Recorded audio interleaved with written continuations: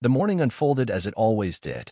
Mark sat on his porch, a steaming mug of black coffee cradled in his hands, the gentle hum of the countryside wrapping around him like a warm blanket.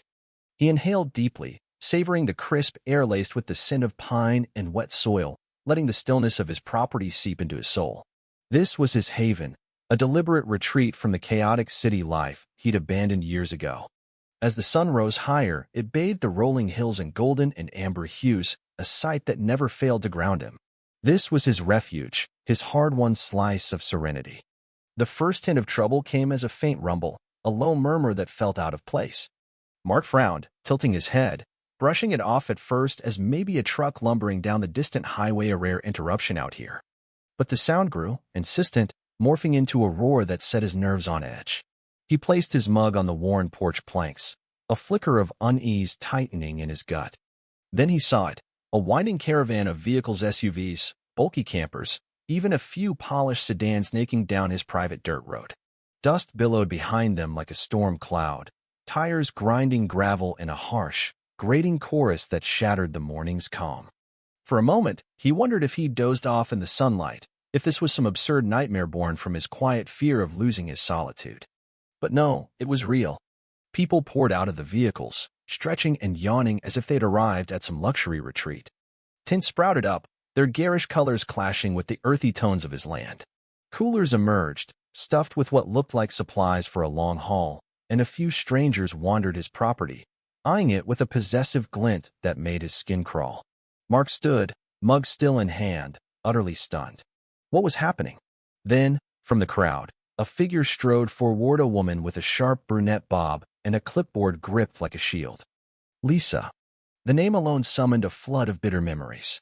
Lisa, the self-proclaimed ruler of the Homeowners Association, a role Mark had never acknowledged because he'd never joined.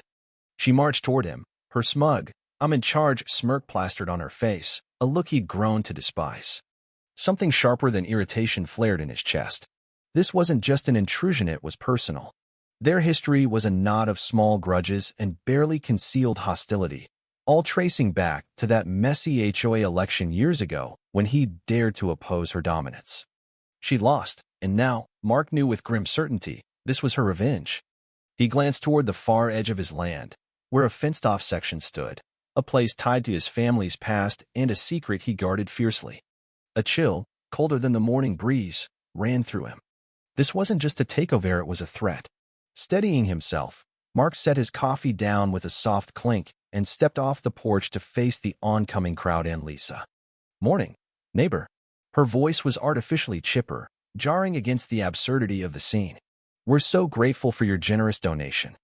Mark blinked, speechless. "My donation? Oh, don't play coy," she said, waving a hand.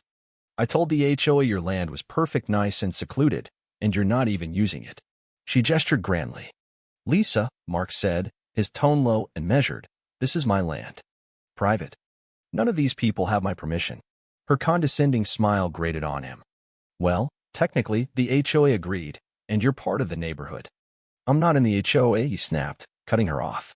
Her smile wavered, then snapped back into place. "You should be. It's just one weekend. You ought to be thankful." Thankful. The word hit him like a slap. She was already on her phone, murmuring, "Let Councilman Reynolds know we're set." Reynolds? Mark's stomach sank. This was bigger than he'd thought. Minutes later, Lisa shoved her phone in his face. Social media posts scrolled by pictures of his land, now dotted with tints, captioned "The Lakeside Campout." Farther down, "Heard this guy's a hermit. Mean dogs. No permits." "You're unbelievable," Mark said, his voice tight. Lisa shrugged, her smile turning venomous. All's fair in love and HOA politics. The scene spiraled into madness. Shouts, hammering, and the crackle of a fire drowned out the natural symphony he loved.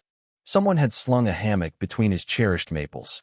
Then came a shriek. A teenage girl, phone in hand, had stepped in cow dung. "You gross poop," her mother whined. "Wait, this isn't a sanitized campsite? Where's the bathroom? What's that smell?" Mark almost laughed. It wasn't a campground, it was his land. Lisa, though, was fraying. "Look," she said, her voice taut, "we've planned this. People took time off. It's too late to back out." "Not my problem," Mark replied coolly. Lisa glared. Technically, since the HOA agreed. For the last time, he cut in, voice rising. The HOA has no say here. You're trespassing. A ripple of unease spread through the crowd. Some realized they might be in the wrong, but Lisa doubled down. If you're going to be selfish, we'll vote on it. A vote? Mark scoffed. You think you can vote to steal my land? We live in a democracy, don't we? She shot back. That was it. Fine, Lisa. You want democracy? Meet my security team. He pulled out his phone, made a quick call. It's time, he said, then hung up. A deep growl rolled from behind the barn. 6 massive, trained dogs emerged. The crowd froze. Are those friendly? A woman whispered. Mark smirked. Depends. Brutus. A hulking Belgian Malinois barked. Lisa blanched. You can't bring attack dogs into this. And you can bring a mob onto my land? Mark countered. Brutus, Shadow, a German shepherd stepped forward. They're trained not to attack unless provoked. Lisa's eyes widened as chaos erupted. People scrambled, stuffing gear into bags. The hammock guy abandoned his setup. Lisa, perched on an SUV hood, screeched, I'm calling the police. Mark chuckled. Go ahead. I already did. 2 squad cars rolled up, lights flashing silently. Lisa gaped. A tall officer with a mustache stepped out, looking bored, while a sharp-eyed woman scanned the scene. Sir, the mustached officer said to Mark, trespassers? Yes, Mark replied. My land, no permission. The dogs are just keeping things calm. The female officer turned to Lisa. Ma'am, written permission to be here?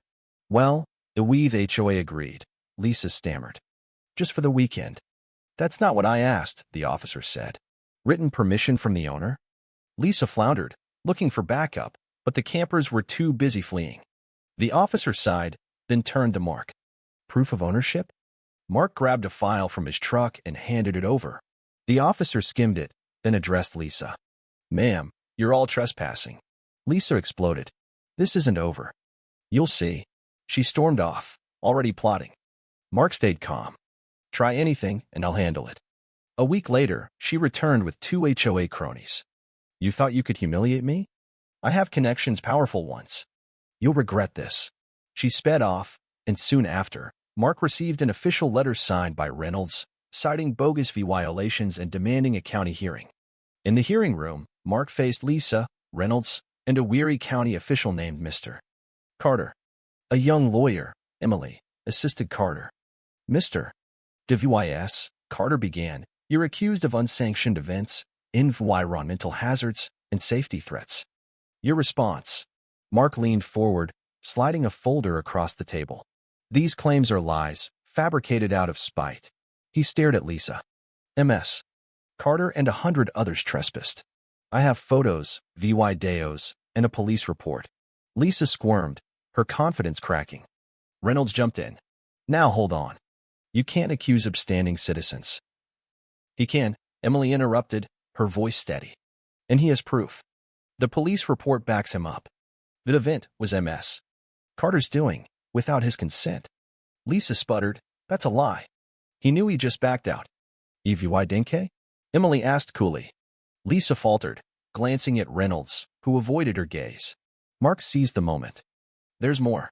Part of my land is a protected city and ancient burial ground from the original inhabitants. My family's guarded it for generations. That's why it's fenced off. Carter frowned. Protected? Emily chimed in. I found something. A recent land development permit application from Green Hills Development covering Mr. DeVys's property. Councilman Reynolds is listed as a consultant, and MS. Carter's an investor. The room went silent. Carter's gaze hardened on Reynolds. Lisa's shock morphed into rage. You set me up, she shrieked at Mark, lunging at him. Brutus growled, rising. He didn't attack, but Lisa froze. The door swung open. 2 officers, a mustached one from before, entered, alerted by Emily. Councilman Reynolds, he said, you're under arrest for corruption and conspiracy. MS. Carter, you too. As they were led out, Mark felt exhaustion replace adrenaline. He shared a glance with Emily, her faint smile a quiet Tory. Carter muttered an apology and shuffled out, leaving them alone. That evening, Mark sat on his porch, the familiar creak of the boards soothing him. The sunset painted the fields in orange and purple, crickets chirping softly. Brutus rested his head on Mark's lap, tail thumping lazily. The other dogs sprawled nearby, at ease. Mark had won not just a fight, but the preservation of his home, his legacy, his peace. Word of the arrest spread fast. Neighbors who'd shunned him now offered apologies and help, seeing Lisa for what she was. Then there was Emily. She cited days later, not as a lawyer but a friend. They shared coffee and easy conversation, a spark flickering between them unspoken, but real. Maybe, Mark thought, something good could grow from this mess. His sanctuary was safe, and perhaps he'd found something even more valuable.